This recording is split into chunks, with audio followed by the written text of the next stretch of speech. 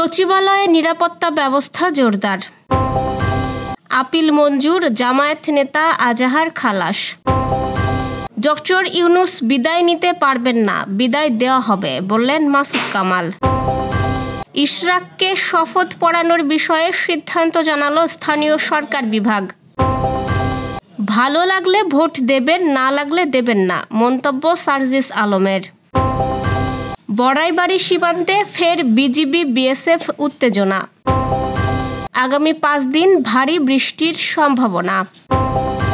পাকিস্তানকে ভারতের প্রধানমন্ত্রীর বুলেট হুঁশিয়ারি।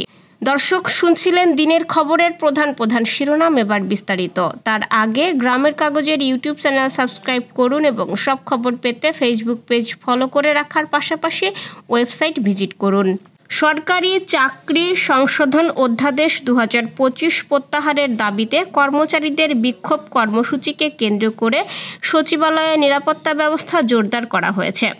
আজ মঙ্গলবার সচিবালয়ের প্রধান ফটকে বিশেষায়িত বাহিনী, সোয়াট এবং বিজিবি মোতায়েন করা হয়েছে। সচিবালয়ে কর্মকর্তা-কর্মচারী ছাড়া কেউ ঢুকতে পারছেন না। এর আগে সোমবার স্বরাষ্ট্র মন্ত্রণালয় থেকে জানানো হয়, আজ সচিবালয়ে সব ধরনের দর্শনার্থীদের প্রবেশ বন্ধ থাকবে। সচিবালয়ে দায়িত্বে থাকা পুলিশ সদস্যরা বলছেন, সাংবাদিকদের প্রবেশের বিষয়ে আজ বেলা 12টার দিকে সিদ্ধান্ত হয়েছে।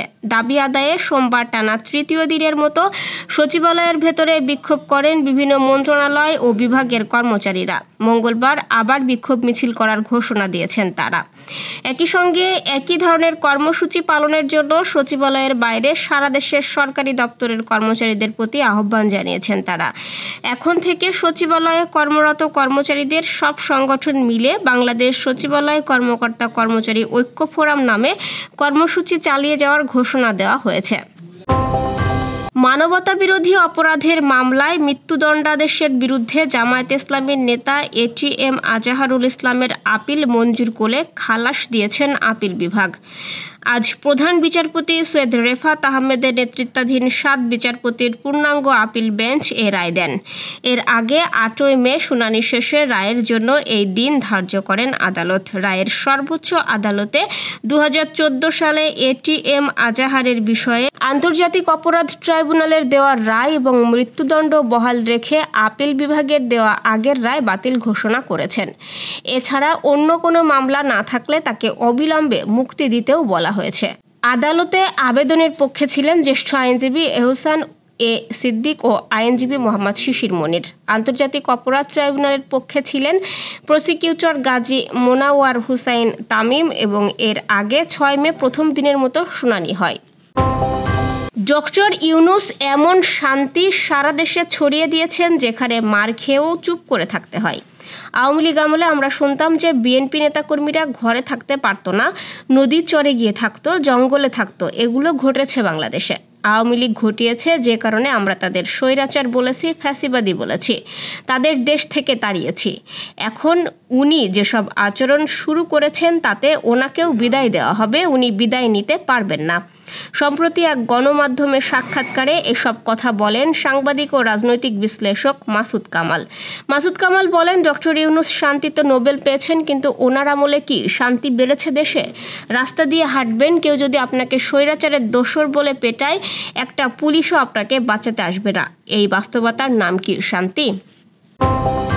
স্থানীয় সরকার বিভাগের আইন অধিশাখা থেকে জানানো হয়েছে, ঢাকা দক্ষিণ সিটি কর্পোরেশনের মেয়র পদে বিএনপি নেতা ইশরাক হোসেনের শপথ পড়ানোর বিষয়ে আদালতের রায়ের অপেক্ষায় রয়েছেন তারা। আজ গণমাধ্যমে পাঠানো স্থানীয় সরকার, পল্লী উন্নয়ন ও সমবায় মন্ত্রণালয়ের জনসংযোগ কর্মকর্তা সালাউদ্দিন স্বাক্ষরিত এক প্রেস বিজ্ঞপ্তিতে এই তথ্য জানানো হয়েছে। এতে বলা হয়েছে, ঢাকা দক্ষিণ সিটির মেয়র পদে বিএনপি নেতা ইশরাক হোসেনের শপথ পড়ানোর বিষয়ে হাইকোর্টের দায়েরকৃত রিট খারিজ হওয়ার পরে স্থানীয় সরকার বিভাগ সার্বিক প্রস্তুতি গ্রহণ করছিল। এই অবস্থায় গত 25 মে মেয়র হিসাবে শপথ নিতে হাইকোর্টে ইশরাক হোসেন নিজে তার আইনজীবীর মাধ্যমে একটি রিট পিটিশন দাখিল করেন।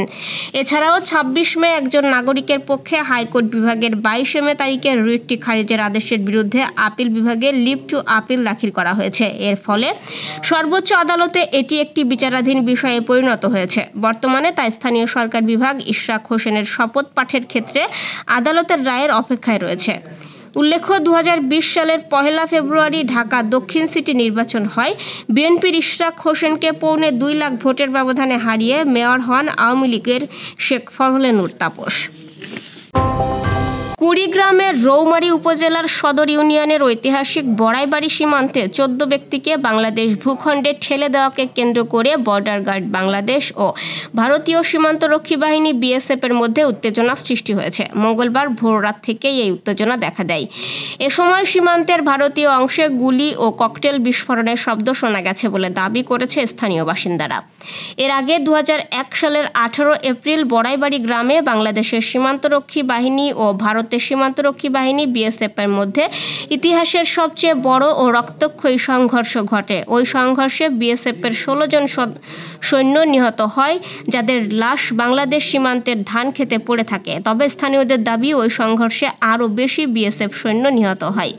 বিডিআরের অর্থাৎ বর্তমানের বিজিবির 2 জন সৈন্য নিহত হন। ওই সংঘর্ষ ঐতিহাসিক বড়াইবাড়ি যুদ্ধ নামে পরিচিত। বড়াইবাড়ি গ্রামে সীমান্তের ওপারে ভারতের আসাম রাজ্য। উত্তর পশ্চিম বঙ্গোপসাগর এবং তৎসংলগ্ন পশ্চিম মধ্য বঙ্গোপসাগর এলাকায় একটি লঘুচাপ সৃষ্টি হয়েছে। এটি আরও ঘনীভূত হওয়ার সম্ভাবনা রয়েছে বলে জানিয়েছে বাংলাদেশ আবহাওয়া অধিদপ্তর।